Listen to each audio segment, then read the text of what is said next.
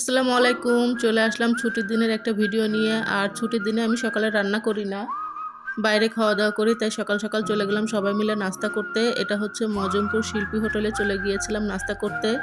আর নাস্তা শেষ করে তারপরে ভাবলাম যে অনেকটা সময় আছে, তারপরে একটু ঘুরতে গেলাম।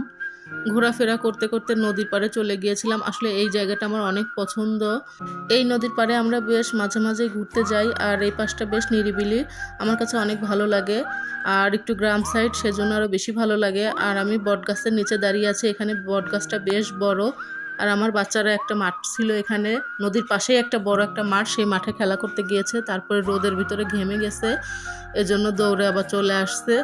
বলছে যে আর খেলবো না, মাঠে অনেক রোদ। তারপরে তো তারা বটগাছ দেখে বেশ খুশি হয়ে গেল। এখন বলতেছে আমাকে বটগাছে ঝুলিয়ে দাও। ওর বাবার কাছে বায়না করছে, নিজেরাও চেষ্টা করছে, পারছে না। পরে ওর বাবা উঠে ওদেরকে ঝুলিয়ে দিল। বলল যে আমাদের খুব ভালো লাগছে। আসলে বাচ্চারা তো সবসময় এই পরিবেশ পায় না। তারপরেও এই জন্য আমি সবসময় ওদেরকে একটু গ্রাম সাইডে নিয়ে যাই ঘুরতে। আমার বাচ্চারা খোলামেলা পরিবেশ অনেক পছন্দ করে, কারণ সারাক্ষণই তো ওরা বাসার মধ্যে বন্দি থাকে।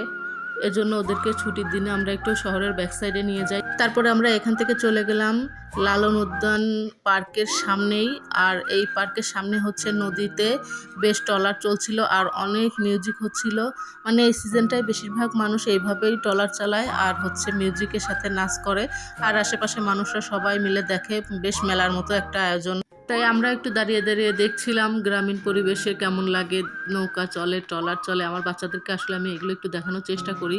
আর এখানে অনেক খাবার উঠেছিল, তার মধ্যে চানাচুর মাখাটা বেশ মজা ছিল। আমার ছেলে বলছে যে চানাচুর মাখাটা খাবো, তাই ওদেরকে একটু দিলাম কিনে।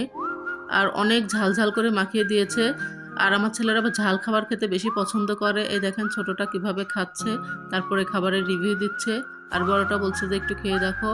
তাই আমি বললাম যে না, আমি খাবো না, তোমরাই খেয়ে নাও। তারপরে তো ওরা খেয়ে নিল।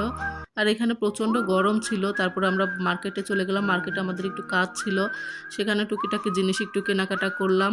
যেহেতু শুক্রবার ছিল তাই অনেক দোকানই বন্ধ ছিল, দু একটা দোকান খোলা ছিল, সেখান থেকেই কিছু কেনাকাটা করলাম। তারপরে বলছিলাম যে বেশ গরম লাগছে, চলো একটু ফাঁকা রাস্তায় যাই। আর এই তো ভাইরাল রোডে চলে আসলাম।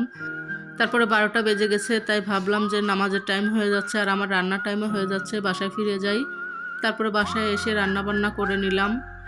আর ছেলেরা নামাজে চলে গেল। নামাজ থেকে এসে আমার জন্য খুব পছন্দের একটা খাবার নিয়ে আসছে। আমার এই খাবারটা খুবই পছন্দ, আর কারো পছন্দ কিনা জানি না। আমার এই বনফুডের লাড্ডুগুলো খুবই পছন্দ। আমাদের প্রতি শুক্রবারে কিছু না কিছু মিষ্টি নিয়ে আসে নামাজের শেষে, কারণ বাচ্চারা মিষ্টি খেতে পছন্দ করে, আমিও পছন্দ করি। আর এই দেখেন লাড্ডুগুলো কি সুন্দর। আর অনেকে হয়তো বনফুডের লাড্ডু খাননি, কিন্তু খেয়ে দেখবেন খুবই মজা লাগে খেতে।